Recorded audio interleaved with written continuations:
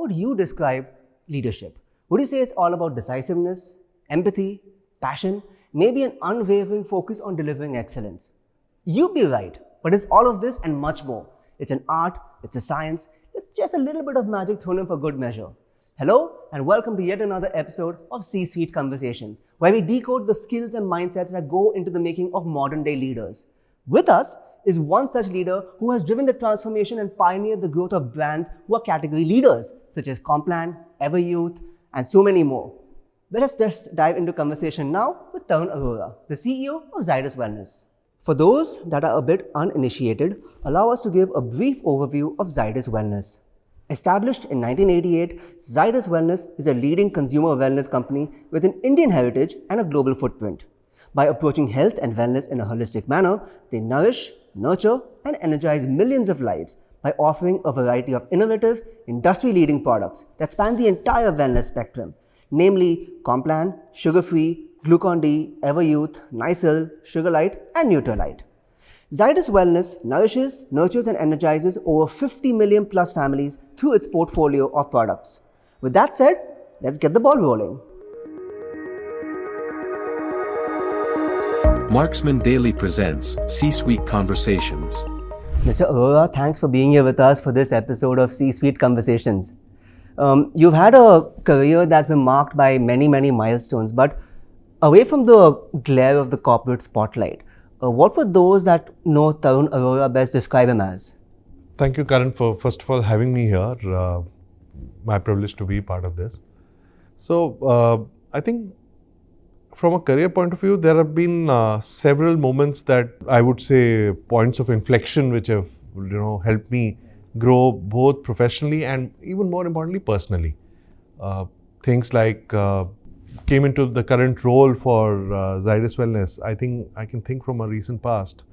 That and when we acquired Heinz. I think those were two moments when you had to step up and be prepared for a huge human factor at play. First was, business was, we had a very good profitable business, but we had to turn it around into a faster growing business. And there were things that the one mandate I had from our board was, and the chairman was, build a team for the future.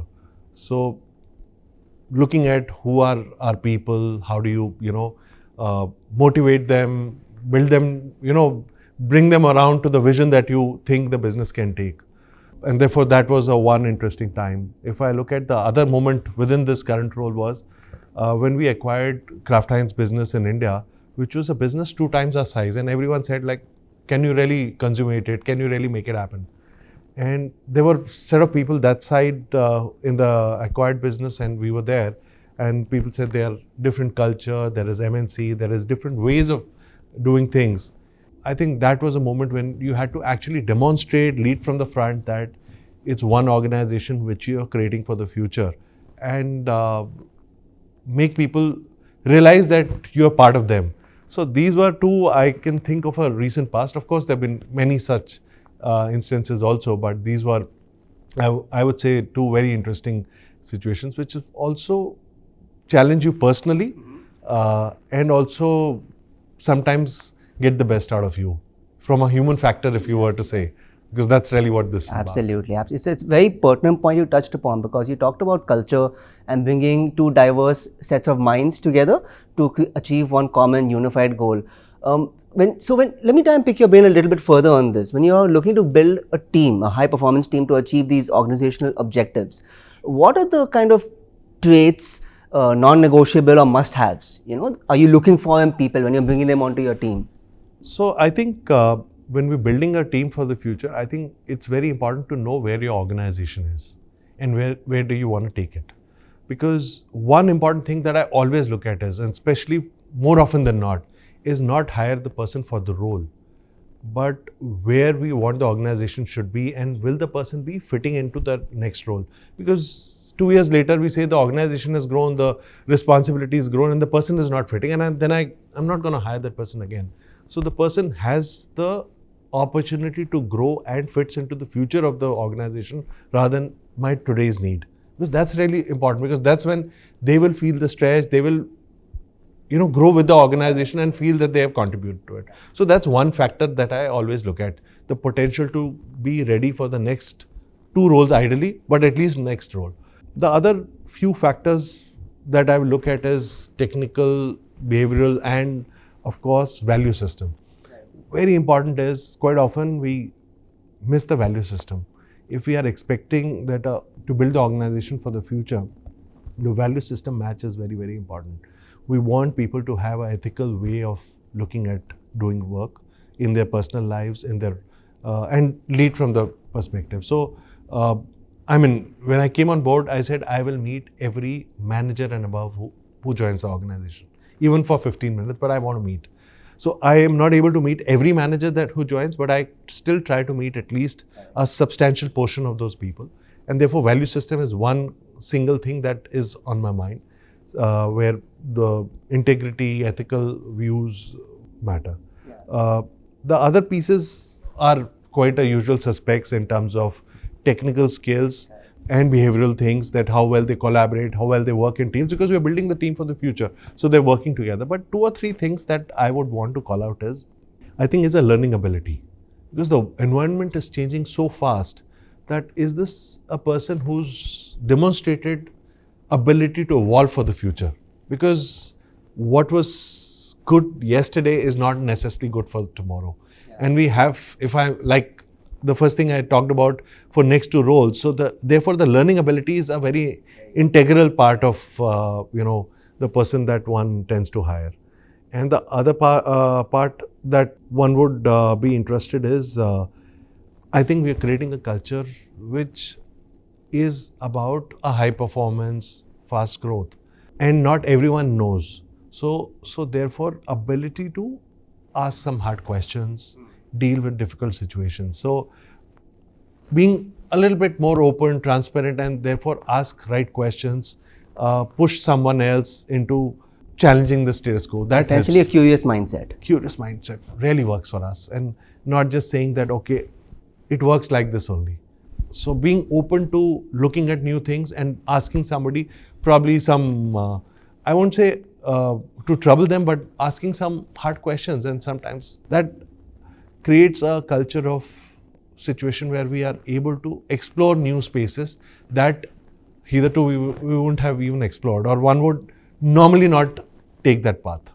True, because Critical for innovation. Yeah, because people keep on saying, something has to be built to last, and that's probably still true in today's day and age. But equally important is built to adapt, because things are changing so rapidly. Yeah, in the last few years alone, we've seen enough change to perhaps span decades. So yeah, being able to adapt to all of that is critical. The way you've grown over the decades in your professional career, would you say your leadership style or the mantras or the tenets that you held dear earlier on in your career are still true today? Have they taken on a new avatar? How would you view that? So I think it's a more of a evolution adaptability, I would say. One thing that has stayed true across my career, and I think I really owe it to my first organization, because really you start building your views about these things, is the value system, something I've talked about, the integrity of what you stand for. Because if your value system is sorted, if you demonstrate integrity, honesty, and fairness in what you do, and fairness is not just how you operate, but how you also make people, they have to have a perceptible impact of those fairness and honesty is very important. So that's something which has stayed with me. I have felt that also helps me being more authentic. Of course, a lot of things have changed and evolved. I think one realizes that one needs to be able to evaluate various perspectives of any given conflict or situation that one deals with, and being able to listen to somebody else and not jump at conclusions, just listening one part of the story, being able to understand the other side. I think the other one thing that has really worked well for me is a lot of focus on execution. Probably, when in the early stage of your career, when you are, doing an individual role, even if you're leading a small team in, say, sales roles or any other roles, it's still, you lead from the front and you take a lot on yourself. But here you are leading an organization where you can only guide, work with people, but being able to participate with what their thought processes, what they're doing, and being able to drive execution to the very high quality level. I think that's been a very critical learning that I've had in my leadership journey. Because strategy is very, very important. One learns, one gets to fix. But as a leader, how well you are able to execute, how well you are able to inspire your team, motivate them to a larger goal, which you are excited about, but to get them on board and be a part of the same journey, align on the same path, and then execute single-mindedly and work around that. I think those have been learning I've had through this. So it's very clear from talking with you that you emphasize to a great deal that connectedness with the line staff of the organization to try and let them buy into the purpose, because of course that's a big buzzword nowadays. But to switch gears a little bit and ask you to step back, if I were to ask you to paint a picture of your passions away from the office, what would a couple of days off for Tarun Arora look like? I think in the current role, as you lead a business as a CEO, I think you tend to become 24/7 manager. But there are times when you really need to switch off, you really need to do something else. I think one thing that, it may be cliched, but it works for me is my family. If I'm able to spend good quality time with my kids, playing with them, and I realized when I was growing up, my father didn't need to spend so much of time playing with me. Right. And I think the world has also changed. It was a different time, but helping them either inside the house, either playing chess or just going out and playing cricket with them or football with them, and it's a very, very, very interesting thing. Just sharing stuff with them, going out for a weekend drive or a short vacation. Those are things that I think I'm most happy about, that really get me out of the routine, if I were to say. So, okay, one last hypothetical question before I sum this all up. If you had this time machine at your disposal and you could perhaps go back in time, talk to a younger Tarun Arora, offer up one piece of advice for him, that would stand him in good stead in the years to come, or maybe something you could offer to people beginning their professional or entrepreneurial journey today, what would that be? There are lots of things. I think if I were to give a piece of advice to a lot of people, and I think I worry about sometimes that today the people are a little bit more impatient. Right. And I would say is do the right thing, invest in yourself. I think that's very, very important. I would say whatever level of success I've got is that I invested on myself, focused on learning, enjoy what you do. Because if you don't enjoy what you're doing, then anyway it's harder.